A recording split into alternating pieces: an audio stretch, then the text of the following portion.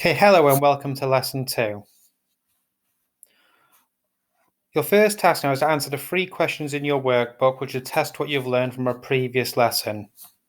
So you might want to pause this video now and spend 5 minutes testing whether you can answer them 3 questions before we go through the answers. Okay, so the learning objectives and context of the lesson today. You'll understand the importance of using correct data types, string, integers or floats. Use int, float and round functions. Understand how to use assignment statements correctly, perform arithmetic using the BIDMAS rule, and write a program involving input calculation and output. These are the answers you should receive for your starter activity. So the first would have printed the statement hello world. The second question, the code would not work as it's missing brackets and hello world and a capital P for print. Okay, and the third one, the variable is first name. The program will ask you your name and output what you type. Okay. So again, now look at the code below and describe what each line does. Again, pause the video and have a think, because I'm going to keep talking straight away. So again, this is a comment because it's got a hash. This is not code. It's just telling you what the code program's about. So again, you declare the variable animal equals input, enter the name of an animal. This again is asking for a description of the animal. Okay, and it says, how would you describe your first animal? So if I put a cat there, and that question say, describe how your cat would look like. It says, your print a cat is, and it'll print this variable out. And it says, you'll find it under animal 0. And if you remember from a previous lesson, that's the first letter of the name you typed in for the animal. So if it's cat, it'll say C in the dictionary. This is the important thing about Python. So there's different data types. String holds alphanumeric data as text, so it's anything to do with numbers or letters. Integer holds whole numbers, so like 1, 3, 4. Float holds decimal place numbers, so 3.5, 3.4, anything with a point on sort of price of an item. And Boolean holds either true or false. Python automatically assigns a data type to a variable. You can override this by manually defining or changing the data type using the following. So if I put a string here, and I can put the variable name in brackets after it, and it'll force it to be a string, the same for integer, and the same for float. Remember, there's an underscore between the variable names, so you can't have spaces as variable names. You can't leave a blank space there. This is called casting. For example, if you were in a movie, it's like an actor. For example, if I pick Tom Hardy as an actor, okay, he doesn't play Tom Hardy in a movie, he plays who he's cast as in a movie.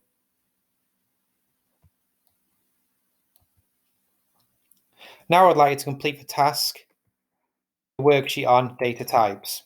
Okay, so fill in a table on your Google Classroom workbook and to pause the video. It should take approximately 5 minutes.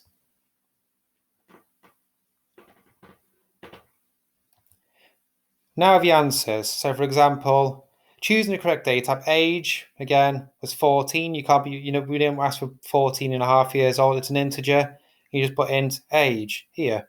The shoe size, okay, and you can have decimal place numbers there with shoes 6.5. So it can be a float and shoe size with an underscore.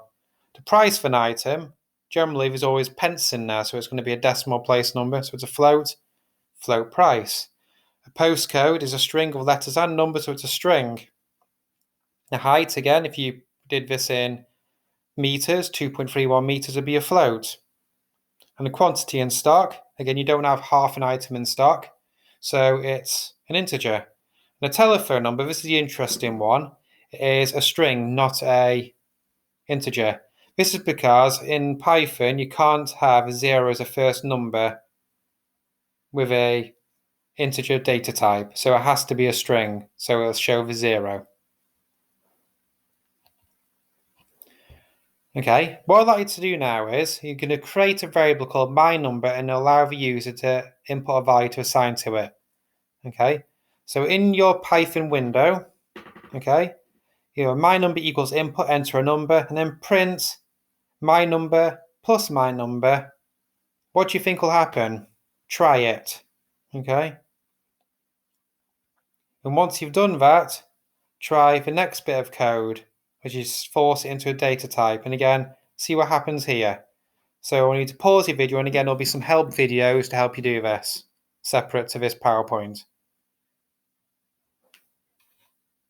So again, spend about 3 or 4 minutes testing this code out.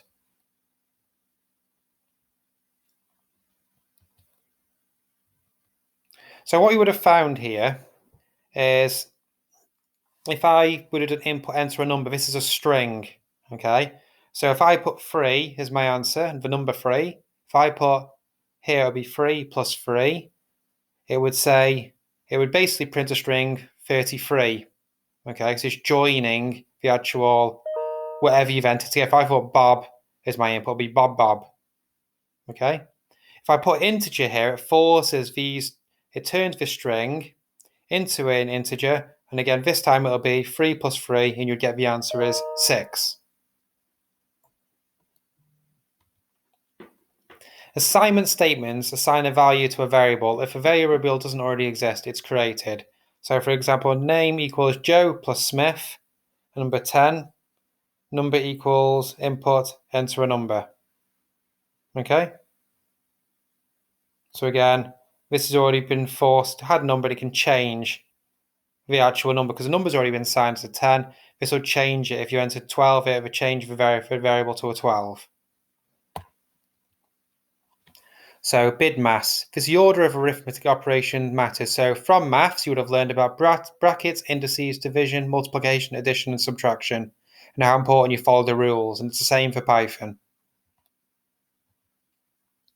What I'd like now is to complete the worksheet on arithmetic operators. Okay? You can use the internet or revision website to help you do this. And again, I'll put the link in the workbook so you can find some help. So pause the video, spend about 5 minutes finding the answers.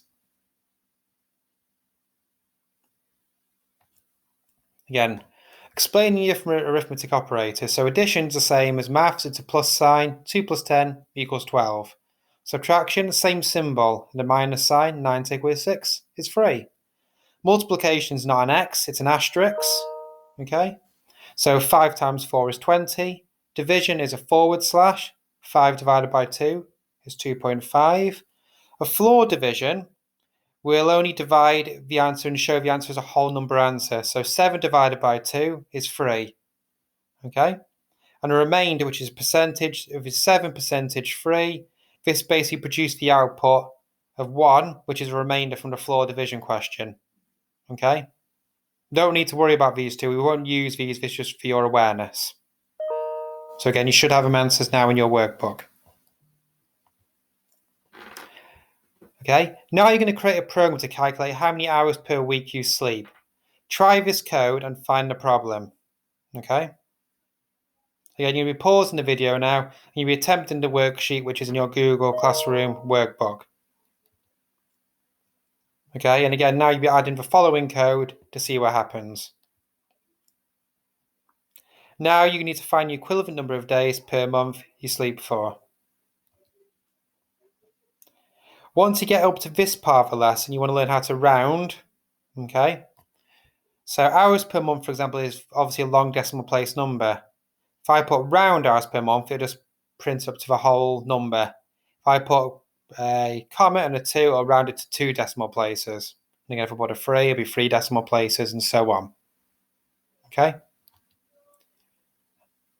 And finish off, display a title for your program when it's first run. So again, if you just put a print statement at the start, you can print the asterisk inside quotation mark hello, the asterisk close brackets, and it will print this when you open your program. Okay, so I want you to test that out and make it work. Okay, so you want to pause the video. You could spend approximately 25 minutes on this to see if you can get this work. If you manage to print the last activity as an extension task here for you to have a go at, the calculating mobile phone costs. Again, if you haven't got up, if you completed an hour of a lesson, don't get up to this. It doesn't matter. But if you want to test your ability and have a go at this, you can, and try completing this program.